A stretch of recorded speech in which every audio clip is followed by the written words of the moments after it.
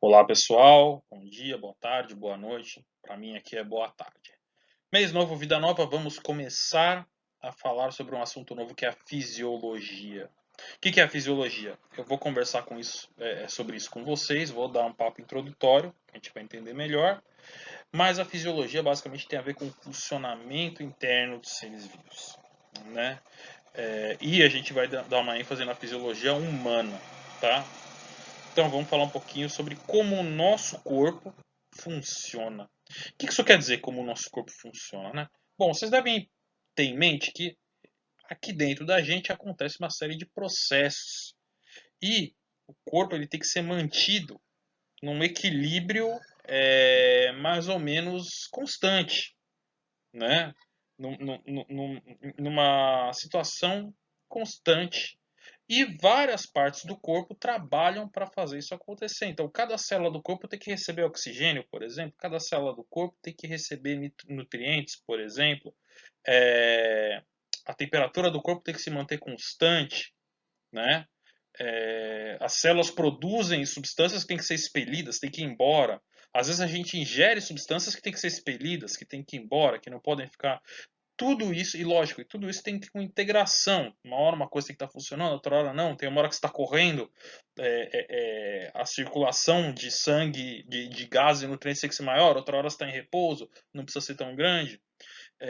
Você tem uma integração de tudo isso, né? Sobre esses processos, os órgãos, os tecidos e os sistemas que atuam nesses processos que a gente vai falar. Né? A melhor forma que a gente descobriu para falar sobre isso, e a mais didática, é separar as coisas por sistemas. Né? Você tem uma separação organizacional, conjuntos de órgãos, que a gente chama de sistemas, cada um lá com uma função, vocês vão ver, nessa aí na próxima aula, vocês vão ver, vocês vão entender. Né? É, e eles têm uma ou algumas funções relativamente específicas, apesar de que sempre tem uma interação entre dois ou mais sistemas. Né? A gente vai falar agora do sistema digestório, tem uma interação com o sistema endócrino, por exemplo, tem hormônios que regulam a digestão, hormônios que regulam, por exemplo, o ciclo de fome e saciedade.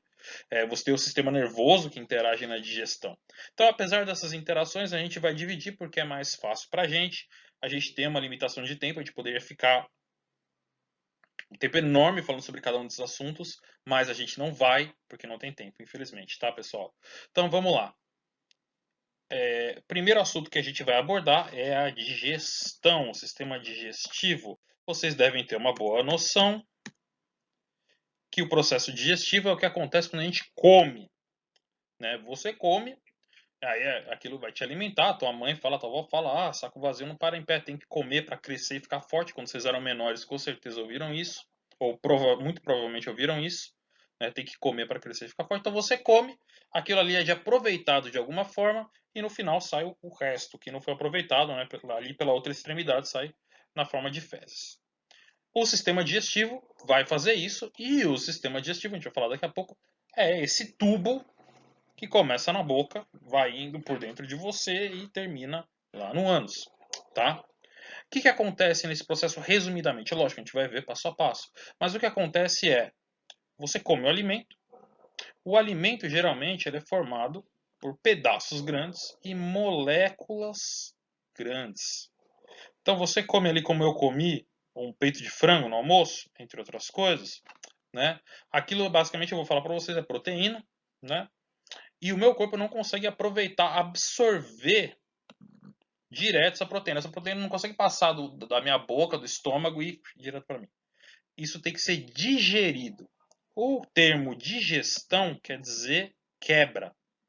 Tem que ser quebrado. Cada proteína do peito de frango lá que eu comi tem que ser quebrado em pedacinhos menores, menores e menores até poder ser absorvido. Né? Então, a digestão quer dizer o quê? Quer dizer essa quebra.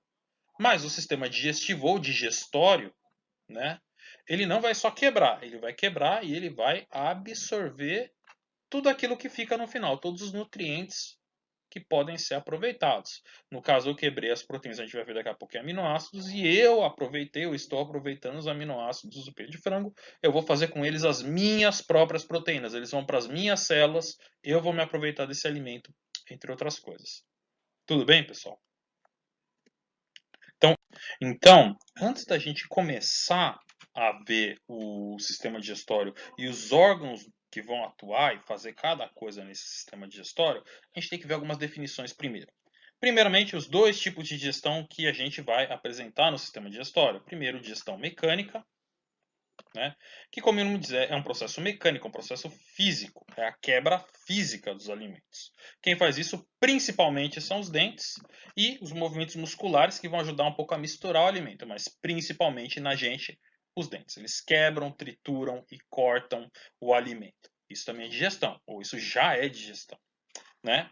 E o outro tipo é a digestão química, que vai ser a quebra das moléculas grandes em moléculas menores, a quebra química do alimento. Quem faz isso é uma classe de moléculas que vocês já devem ter visto no ano passado, que são as chamadas enzimas digestivas. O que é uma enzima? Uma enzima é uma proteína que tem uma função de fazer uma reação química acontecer, acelerar uma reação química. As enzimas que a gente vai falar hoje são as enzimas digestivas ou as enzimas hidrolíticas, que elas são proteínas com a função específica de pegar algum tipo de molécula específica e quebrar. Então, as enzimas hidrolíticas ou digestivas, cada uma vai ter o seu substrato, cada uma vai agir num tipo diferente de nutriente, num tipo diferente de alimento que você come, mas todas elas vão realizar mais ou menos a mesma função. Vão pegar o alimento, ó, essa tesourinha aqui, e vão ir quebrando ele em pedaços menores. Essa quebra é uma reação química, mas que pega aquela macromolécula e vai destrinchando, destrinchando, destrinchando, até surgirem pedaços que você pode aproveitar, que o seu corpo pode absorver. Então aqui é um açúcar, a gente vai falar disso agora, daqui a pouco, aqui é uma proteína. Dos dois casos, a enzima digestiva aqui, ela está pegando aquela molécula formada por muitas partes, vejam aqui, muitas partes todas ligadas e separando em partezinhas menores. É isso que as enzimas digestivas vão fazer. Bom, com tudo isso, né, com a digestão, vem o próximo passo da absorção. O que seu corpo tem que absorver? Todos os nutrientes e a água, que pode ser tido como nutriente, não sei. Todos os nutrientes importantes. Uma parte desses nutrientes, o seu corpo vai absorver sem grandes problemas. E o primeiro exemplo que eu vou dar é a água. A água é só beber água, que ao longo ali do tubo digestório, ela já começa a ser absorvida, já vai para o seu corpo, né, para reidratar o seu corpo, para preencher o líquido intersticial, para preencher o sangue, para água, o seu corpo é 60% a 70% de água, e você tem que repor isso, principalmente se você sua o tanto que eu suo. Eu tenho que estar totalmente, o tempo todo repondo água. A gente vai falar mais da água quando a gente fala do rim, na outra videoaula que eu vou gravar. Né? Sais minerais e vitaminas é a mesma coisa. Elas não precisam ser digeridas. Basta comer. Né? Você come sal, o cloreto de sódio, você já vai ter íons cloreto que o seu corpo precisa, íon sódio que o seu corpo precisa e um pouco de iodo que o seu corpo precisa também. Tudo isso só vai ser absorvido. Nada disso vai ser digerido. E a mesma coisa para as vitaminas. Outros nutrientes, eles são os tais macromoléculas. São nutrientes grandes. Esses é que vão precisar da digestão. E aqui estão os principais: carboidratos ou açúcares, né? Lipídios, que são as gorduras, proteínas e os ácidos nucleicos. Todos esses são componentes que a gente precisa para viver, mas que a gente come e eles precisam sofrer essa quebra, essa digestão, antes que os seus componentes possam ser absorvidos. Isso aqui é o que vai ser absorvido. Tá? Bom, vocês devem ter visto alguma coisa nesse sentido ano passado. Só para relembrar, vamos relembrar o que é cada uma dessas coisas. Tá? Então vamos começar com os carboidratos. Os carboidratos são açúcares, eu não vou entrar em detalhes aqui, não há tempo, mas basicamente um dos principais carboidratos na nossa alimentação é o amido. E o amido é um polissacarídeo. O que isso quer dizer? Que ele é um açúcarzão formado por várias moléculas de açúcares menores, todas ligadas quimicamente. Vocês estão entendendo para onde isso vai. Quando você come amido, pão, batata, macarrão, arroz, mandioca, macaxeira, né? entre outros alimentos, farinha de trigo, farinha de mandioca, tudo isso é amido. Quando você come isso, no seu corpo, a gente já vai falar onde, esse amido ele vai sofrer a ação de enzimas que vão pegar e, como aquela figurinha, tesourar esse amido e cortando até os componentes básicos do amido, os açúcares simples. Ó, tá vendo que isso aqui é só umzinho e o amido é feito por um montão deles? Até os açúcares simples que compõem o amido. Porque é isso aqui que você vai aproveitar. A bem da verdade, num primeiro momento, o amido ele vai ser quebrado em disacarídeos, em sacarídeos menores formados por duas subunidades. Aí o seu corpo vai quebrar esses disacarídeos em monossacarídeos, vai quebrar eles no meio, né? E faz esse som mesmo. O seu corpo, não, é brincadeira, não faz.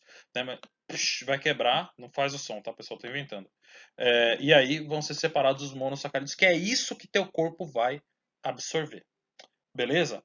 Então esses são os carboidratos. Primeira coisa que precisa de digestão. Segunda coisa que precisa de digestão, lipídios, as gorduras. Se você se lembra do ano passado, gordura é muita coisa diferente. Muitas moléculas diferentes que têm em comum o fato delas serem apolares ou insolúveis em água. Não são hidrossolúveis, né? O principal lipídio que a gente ingere são os triglicerídeos, que é a gordura mesmo, gordura da carne, né? Que são esses caras aqui. 3 moléculas de ácidos graxos ligadas por um álcool no meio glicerol, tá? E quando a gente ingere, de novo, você precisa ter a ação enzimática para pegar todos esses componentes que estão aqui e quebrá-los nos seus componentes mais simples, que é o glicerol e os ácidos graxos, tá? Parece que é maior do que isso, mas na verdade esse ácido graxo é só uma lupa, uma lente de aumento nisso daqui. Né? Então você precisa também quebrar essa molécula de lipídio. Os outros lipídios vão ser digeridos de forma diferente, mas eles vão precisar também serem digeridos. Lipídio e gordura também precisa ser digerido. E por fim, as proteínas, que também vão precisar ser digeridas. Proteínas também são moléculas grandes, elas são compostas por aminoácidos. Muitos aminoácidos, 100, 200, 2000, 5000, todos juntinhos e ligados vão formar as proteínas, tá? E a gente não consegue absorver essas proteínas, a gente precisa quebrar com a enzima digestiva, a tesourinha precisa lá quebrar os aminoácidos, e o que a gente consegue absorver são esses aminoácidos. A fórmula para nós não importa hoje, mas são esses os diferentes tipos de aminoácidos que tem. Então, qualquer proteína vai ter pelo menos alguns de todos esses 20 tipos de aminoácidos. Eles vão ser ligados quimicamente, a ligação está aqui embaixo, só para exemplificar, né? 100, 200, como eu falei, um monte de aminoácidos juntos vão formar uma proteína. O que a gente precisa quando a gente come proteína, carne de frango, carne de peixe, carne de boi, carne de porco, feijão, soja, leguminosas que tem bastante proteína. Então o que a gente faz quando a gente come essas proteínas é quebrar essas proteínas até tirar delas a menor parte possível, que são os aminoácidos, e são esses aminoácidos que a gente vai ingerir e com eles a gente vai produzir, uma vez absorvidos, a gente vai produzir as nossas próprias proteínas. Então, carboidratos, lipídios e proteínas, a gente ingere e a gente vai precisar digerir, e a principal tipo de digestão que vai rolar vai ser a digestão química. Vão ser enzimas específicas, uma para cada coisa, que vão atacar essas moléculas grandes e cortando elas até o menor pedacinho que a gente pode absorver. Então vamos começar aí a falar do sistema digestório propriamente dito e como essa digestão acontece. Tá? Como eu falei, como eu já mencionei, o sistema digestório é composto por um tubo que passa por dentro de você e pelo qual o alimento vai passar. Um tubo que começa na boca, né, e se estende com várias voltas aí até chegar no ânus. Isso é um tubo ininterrupto, como se fosse um túnel dentro de você pelo qual o alimento passa. Tá? E aí você tem várias especializações, vários órgãos que vão formar o sistema digestório. Além do tubo, você tem algumas glândulas e órgãos com funções glandulares anexos ao tubo digestivo, né, ao tubo digestório, e que vão produzir secreções que vão auxiliar na digestão. que é uma secreção? É algo produzido pelo corpo, que é jogado ou para dentro do corpo ou para fora, e que tem uma função, algo funcional. Se algo que é lixo, que não é funcional, é uma excreção. Então as glândulas elas produzem secreções. Tá? E no caso, as secreções vão ser jogadas para dentro do tubo digestivo, né? E vão auxiliar aí no processo de digestão. Então, esses órgãos glandulares, essas glândulas, também fazem parte do sistema digestório. Vamos passar para a próxima imagem que eu prefiro. Então, o sistema digestório começa na boca, o primeiro órgão do sistema digestório, né? E na boca a gente já vai ter a primeira ou as primeiras glândulas, os primeiros órgãos glandulares acessórios, que não fazem parte do tubo, mas que auxiliam na digestão, que são as glândulas salivares. Tá? São 3 glândulas salivares, que acho que só está... elas produzem a saliva, o líquido que fica dentro da boca, né? O alimento da boca vai para a faringe, aqui no fundo, da faringe desce por um tubo chamado esôfago e vai até, deixa eu mudar aqui a cor, e vai, melhorou, vai até o estômago, que é uma dilatação. Né? Do estômago, o alimento ele vai passar por essa tripinha mais fina, que é o intestino delgado, que é a parte mais longa do tubo digestório. O intestino delgado ele é formado de 3 partes, o duodeno, o jejuno e o íleo. Né? E no comecinho do intestino delgado, o alimento, né, o bolo alimentar, ele vai receber secreção do fígado, né, que fica contida na vesícula biliar, e do pâncreas. Então esses órgãos também fazem parte do sistema digestório. Né? O pâncreas bem aqui e o fígado bem aqui. O fígado é grandão, dá para ver. Por fim, o alimento vai para esse intestino grosso, parte mais grossa do intestino, vai para o cólon, e aí já é fezes, quando chega aqui no reto, as fezes ficam acumuladas e liberado pelo ânus. Esses são os órgãos. Vamos ver o que acontece em cada um deles. Tá? Já falei dos órgãos, estão aí.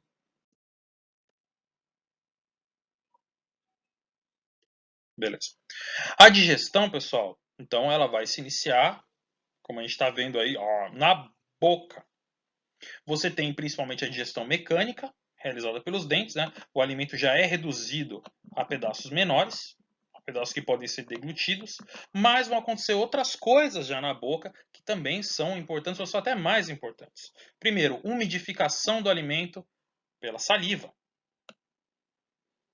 Tá? Aquela secreção das glândulas salivares. Então já deixa o alimento molhadinho, o que vai ajudar todo o processo digestivo depois.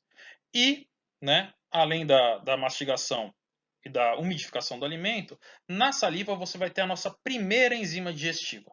Então a digestão mecânica acontece na boca, a digestão química também começa na boca. Você tem a pitialina ou amilase salivar. Né? Essa é uma enzima. Né? Há muitas enzimas, a gente vai ver algumas exceções importantes, tá? Mas muitas enzimas têm o nome daquilo que elas digerem com ase no final. Isso é verdade para as enzimas digestivas, tá? A gente vai ver umas exceções importantes. Mas, para já ficar claro, para nós, a amilase salivar, ela digere o amido, o polissacarídeo, o açúcar. Então, na sua boca, esse amido que você come, ele já começa a ser quebrado em pedaços menores. Tá? Por essa enzima que está na saliva, a amilase salivar. Você duvida? Que bom, é bom duvidar mesmo.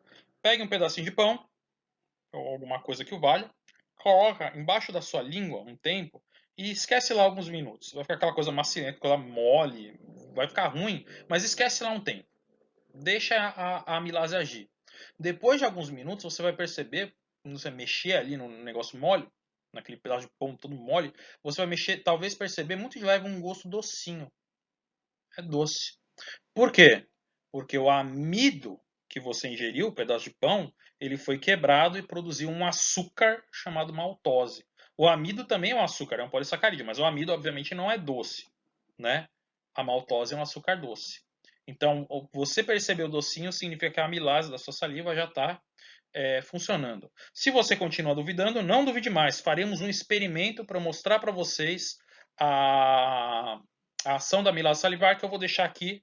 Né, se você não viu ainda no meu canal, eu vou fazer um vídeo bem curtinho mostrando o experimento de como é verdade que você tem amilase salivar na saliva e como é a ação, um pouquinho da ação dessa enzima. Legal? Bom, você mastigou, você umidificou o alimento, começou a ação da amílase salivar, você tem que engolir o alimento, né? Deglutição. E aí você teria, sei lá, um certo problema. Um dos primeiros problemas que a gente vê aí na digestão. Aqui no pescoço a gente tem dois tubos passando. Na nossa frente, a traqueia, que é por onde passa o ar, que vai para os pulmões, e atrás da traqueia o esôfago, que eu já falei, que nada mais é do que um tubão, ou um tubo que leva o alimento da boca até o estômago. Fica mais ou menos aqui. Né? É muito importante que cada coisa vá para o lugar certo. O ar tem que ir para o pulmão e o alimento tem que ir para o estômago. Não pode acontecer tanto diferente. Bom, nosso corpo deu um jeito nisso, né? A natureza deu um jeito nisso. Quando a gente engole, faz aquele reflexo de engolir, você tem um músculo que chama epiglote, que ele fecha, ele se dobra, ó, como está aqui, ó, tá vendo que ele está aberto? Aqui você pode respirar, o ar pode entrar pelo nariz e vir aqui pela traqueia. Quando você engole, esse músculo contrai e se fecha, aqui, ó, permitindo que o alimento, ó, essa coisa verde que o camarada está comendo, vá só por trás aqui pelo esôfago, fechando a traqueia. Então, o epiglote é esse músculo que se fecha toda vez que você tem esse movimento de engolir, você tem essa contração, é um músculo involuntário, ele faz isso sozinho. Você não precisa pensar em fazer isso, né? Acontece automaticamente. Quando alguma coisa dá errado, é quando você engasga. Quando você engasga, é porque alguma coisa foi para o lado errado, uma parte do alimento acabou indo para sua traqueia, você tosse que nem louco para tirar aquela impureza de lá, aquilo não pode ficar na sua traqueia, né? Então você tosse bastante para tentar expelir aquela impureza. Mas a maioria das vezes isso dá certo, você consegue engolir as coisas vão para o esôfago por conta da contração involuntária da epiglote. E uma vez no esôfago, você vai ter o início de uma coisa, ou de um processo, que vai começar no esôfago e vai até o final da digestão, que são os movimentos peristálticos. São movimentos musculares, você tem uma musculatura em todo o tubo digestivo, né, que vai contraindo esse tubo, empurrando o alimento para quê? Para baixo. Sempre para baixo ou em direção ao fim, né, da boca para o ânus. Sempre a contração vai nesse sentido e vai empurrando o bolo alimentar. Por isso, em teoria, né, você pode comer até de ponta cabeça. Os movimentos peristálticos vão garantir que o alimento vá, né, da boca para o ânus. Isso, lógico, é em teoria, porque na prática o risco de você engasgar é muito maior. Lembra do epiglote? E na boca não tem movimento peristáltico. E se você, como eu, tem refluxo, né, mano?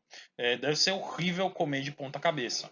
Mas, em teoria, os movimentos peristálticos fazem com que o alimento vá caminhando pelo sistema digestório. Obviamente são involuntários, você está fazendo eles agora mesmo e não está pensando nisso, obviamente, né? E eles são constantes. Né? O ritmo varia com a digestão, tal, com a atividade até do sistema nervoso, mas eles estão sempre acontecendo e empurrando o bolo alimentar para baixo. Beleza. O esôfago então começa os movimentos peristálticos, o alimento vai da boca até chegar no estômago. O estômago é essa bolsa que acaba servindo como reservatório de alimento. O alimento vai ficar umas 2 horas depois que você comeu ali no estômago. Vai sendo digerido, vai ter digestão, a gente vai falar, mas ele fica armazenado ali. Ele tem dois esfínteres, dois músculos que se fecham. Um aqui, na entrada, o esofágico, e o pilórico, que separa o estômago do duodeno. Aqui já é intestino, tá, pessoal? Então, o estômago é essa coisa, ele tem essa face preguiada e processos importantes vão acontecer no estômago, a gente vai ver agora. Beleza. Então, no estômago você vai ter a secreção, a liberação de uma secreção, a liberação de uma secreção chamada suco gástrico, né? E no suco gástrico você tem principalmente duas coisas. Tem uma terceira coisa que a gente vai falar, mas principalmente duas coisas no suco gástrico. Primeira, ácido clorídrico. O pH do estômago, o nível de acidez do estômago é muito ácido. O pH do estômago é 2. Não sei se vocês já viram isso, mas pH 2 é muito ácido. O pH vai de 0 a 14, e quanto mais baixo, mais ácido. O 7 é neutro, para cima de 7 é alcalino. O pH do estômago é 2, é muito ácido. Né? É muito ácido esse pH. Né? Essa acidez vai servir para, primeiro, matar possíveis micro-organismos, bactérias que a gente comeu. A maioria deles morre nessa temperatura, não consegue, nesse pH, não consegue sobreviver. Vai ajudar as outras coisas que vão ter no suco gástrico, já vou falar, e vai dar uma corroída ali, entre aspas, no alimento. Vai ajudar já um pouquinho na digestão do alimento. Então, no estômago você tem o suco gástrico. E nesse suco no estômago você tem o suco gástrico, o ácido clorídrico. E além disso, você tem a segunda enzima digestiva que a gente vai falar, que é a pepsina. Não segue o padrão das enzimas, mas é uma enzima digestiva. Ela é uma protease. Protease. Digere proteínas. Né? Ela vai pegar as proteínas e quebrar ela em peptídeos em frações menores. Então, o pão que você comeu, começa a digestão na boca mesmo. O bife ali que você comeu, delícia, vai começar a digestão no estômago, pela ação da pepsina. Tá? A pepsina, ela digere proteínas, mas ela é em si uma proteína. Né? Ela é uma enzima, e uma enzima também é uma proteína. Então, se você deixar a pepsina ali num frasco, vamos dizer assim, a tendência é ela se digerir mesmo. Ela se, uma enzima vai acabar digerindo e quebrando a outra, até não sobrar nada. No estômago isso não pode acontecer, ou nas células estomacais. Por isso, a pepsina, isso vai acontecer com outras enzimas também, ela é secretada numa forma inativa, chamada zimógeno. Ela é secretada na forma de pepsinogênio. Tá? É uma forma inativa, ela não funciona, ela não vai fazer o que ela né? A enzima digestiva é uma maquininha que só pega lá um tipo de molécula e quebra. O pepsinogênio ele não faz nada, ele está inativo. E ao entrar em contato com a acidez do estômago, o meio ácido vai transformar o pepsinogênio em pepsina. A pepsina vai ficar ativa e já vai começar a comer ali a proteína que você talvez tenha ingerido. E é isso que vai acontecer no estômago. Então, peraí, no estômago tem uma enzima que digere proteína, que nem louca. Se deixar, ela come a si mesma. Tem um ácido extremamente poderoso. Né? E a parede do estômago ela é formada por tecido vivo, né? Células. Como é que o estômago não se corrói, não se digere a si mesmo? Porque você também tem no estômago um revestimento de muco. Tá? Toda a parede do estômago ela é forrada por um revestimento de muco que protege o estômago contra a ação das enzimas digestivas, que protege o estômago contra a própria acidez. Né? Quando a pessoa tem uma gastrite, é que esse revestimento já não está mais dando conta por um motivo ou outro. Estresse, alimentação ruim, tem bactérias que podem estar envolvidas. Começa a formar uma inflamação na parede do estômago. E quando a pessoa tem uma úlcera, a úlcera é uma ferida na parede do estômago. O muco já foi embora naquele pedaço e a secreção estomacal já fez uma ferida na parede do estômago. Uma ferida. Né? Que também tem relação aí com estresse, um monte de coisa, mas tem relação com uma bactéria chamada Heliobacter pylori, que quando cresce no nosso estômago pode acabar acarretando essas doenças, úlcera, por exemplo. Legal, pessoal? Então, o alimento fica lá no estômago, as proteínas vão ficando digeridas, 1 a 2 horas depois que você comer, o alimento ainda está lá no estômago digerindo. Esse alimento vai parar de se chamar bolo alimentar e vai se chamar de quimo. É o nome, tá, pessoal? Quimo. Depois desse tempo, o alimento começa a ser liberado para o intestino delgado. Esse piloro abre e vai liberando o alimento para a próxima parte do sistema digestório, que é o duodeno, o intestino, a primeira parte do intestino delgado. Tá? Aqui mais uma do estômago, só ver a musculatura, tá? E os esfíncteres estomacais. E aqui acabou o estômago, começou o duodeno, que é essa primeira voltinha aqui do intestino delgado e vai continuar por aqui, né? Então, no duodeno vai continuar a digestão, vai continuar o processo de digestão. O duodeno, ele vai secretar enzimas digestivas, mas ele vai receber secreções, a gente já vai ver no próximo slide, uma imagem melhor que essa, ele vai receber secreções de outros 2 órgãos anexos ao sistema digestório, o fígado e o pâncreas. Tá? Essa secreção vai se abrir, você tem um tubo que leva essa secreção aqui ao duodeno, eu já mostro. Pâncreas vai liberar dentro do duodeno o chamado suco pancreático. O pâncreas ele tem uma função endócrina, que a gente vai falar nas próximas aulas, ele ajuda na regulação interna, ele produz hormônios que caem dentro da corrente sanguínea, isso é uma glândula endócrina, que produz hormônio que cai dentro da corrente sanguínea, mas ele também tem uma função exócrina. Glândula exócrina é aquela que produz secreção para fora.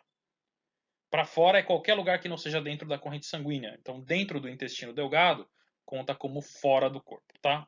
A gente vai ver disso mais para frente. O pâncreas, ele produz uma secreção digestiva ou digestória também, o suco pancreático. O que tem no suco pancreático? Primeira coisa, bicarbonato de sódio. Uma solução alcalina, de caráter básico, de pH alto. O pH do estômago era baixo, era 2. O pH do duodeno é alto, é 8. É alcalino. Por quê? Porque o quimo sai do estômago super ácido. pH 2. Então tem que ter um jeito de neutralizar esse ácido, senão o ácido vai corroendo, vai zoando todo o intestino. Vai irritando todo o intestino. Então, no suco pancreático você tem essa solução alcalina, o pH é 8, bicarbonato de sódio. E você vai ter enzimas que vão funcionar otimamente nesse pH, nessa faixa de pH.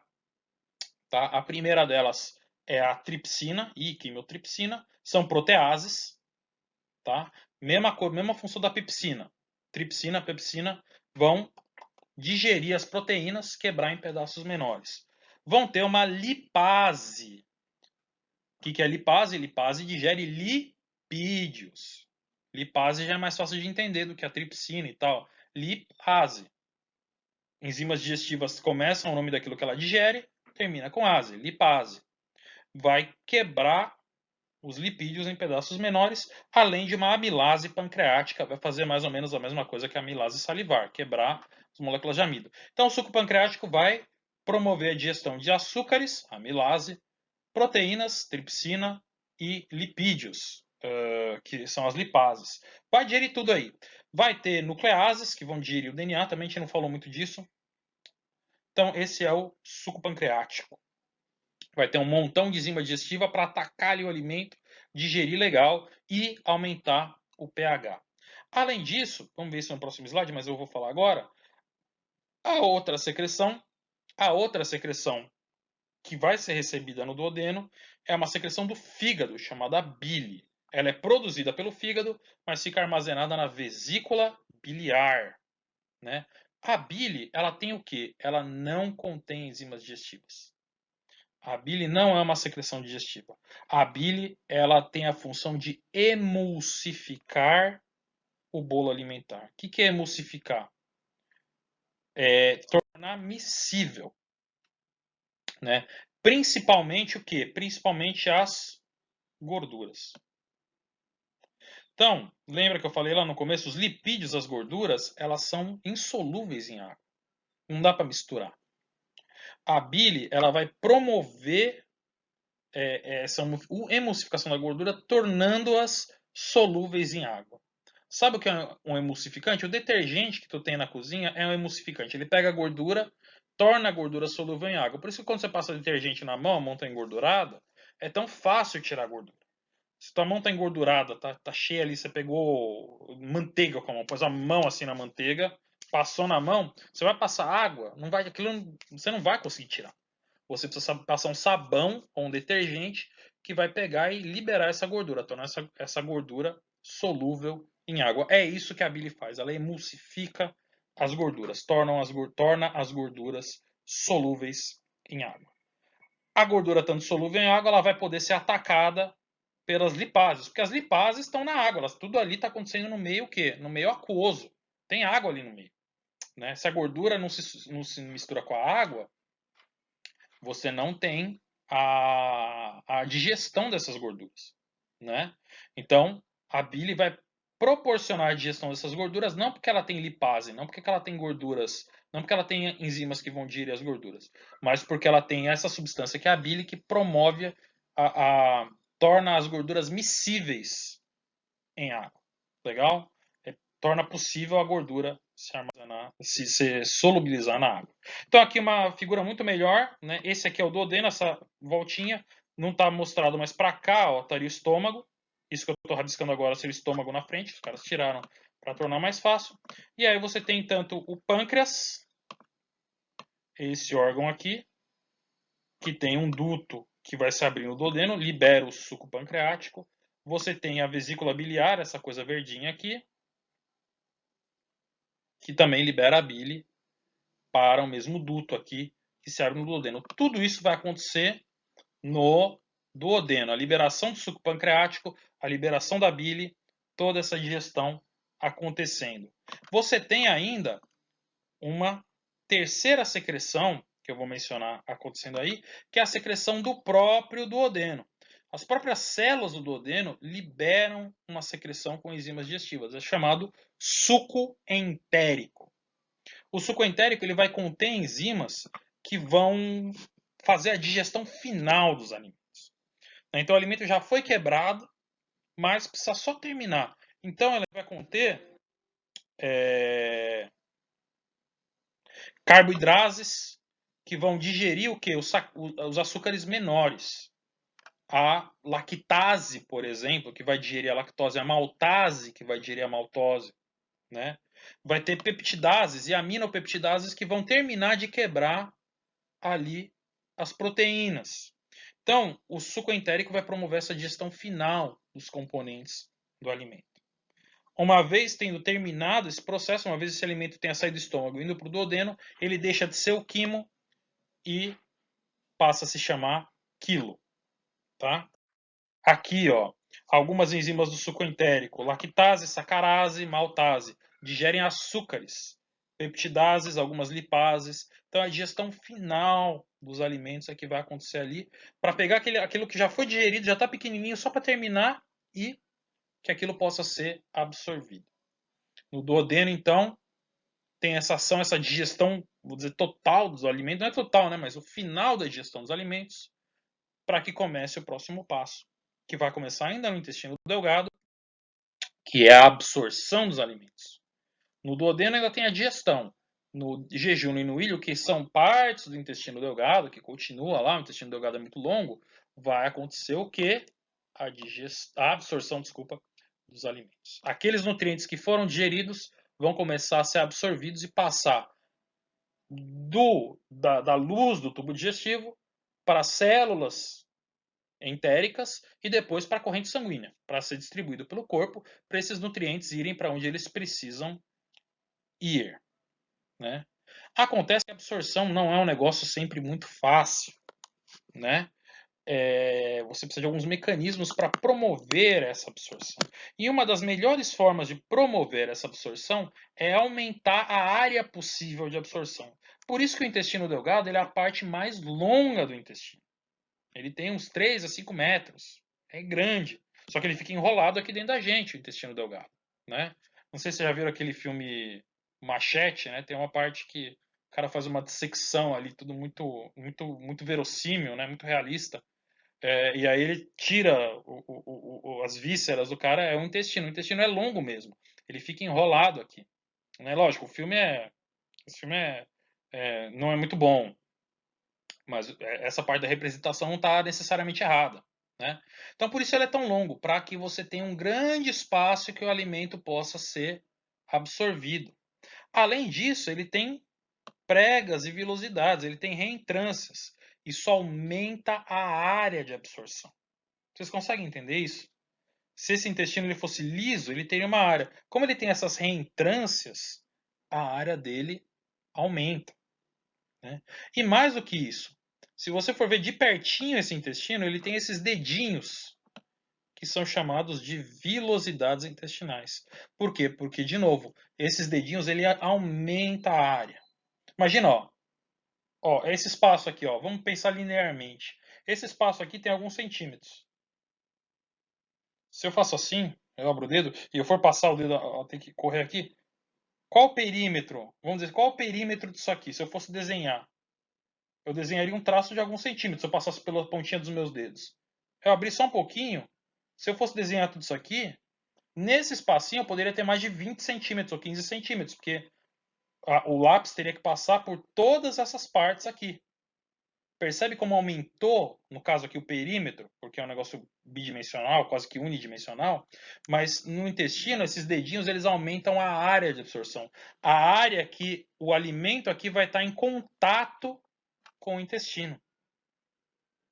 Ocorre um aumento dessa área, o que proporciona uma melhor absorção. Quanto maior a área, maior a absorção. Mas espere, tem mais. But wait, there's more. Né? Nas células dessas velocidades, cada uma dessas células aqui, ó, vocês estão vendo no desenho? Cada uma dessas células tem microvelocidades. A célula tem um topetinho com esses cabelinhos menores, tendo a mesma função, aumentar a área de absorção. Isso aumenta muito a área de absorção. Quanto maior essa área de contato, né, melhor a absorção dos alimentos. Tem algumas formas de irritação intestinal em que essas microvelocidades das células elas somem. Né? Algumas irritações, algumas inflamações no intestino, que essas microvelocidades elas acabam sumindo. E isso diminui muito a capacidade da pessoa de absorver nutrientes. A pessoa come, mas ela fica desnutrida, ela fica em falta de alguns nutrientes porque ela não está conseguindo absorver esses nutrientes direito. Você precisa desse aumento da área para que ocorra essa absorção. Tá? Espero que vocês tenham entendido. Beleza.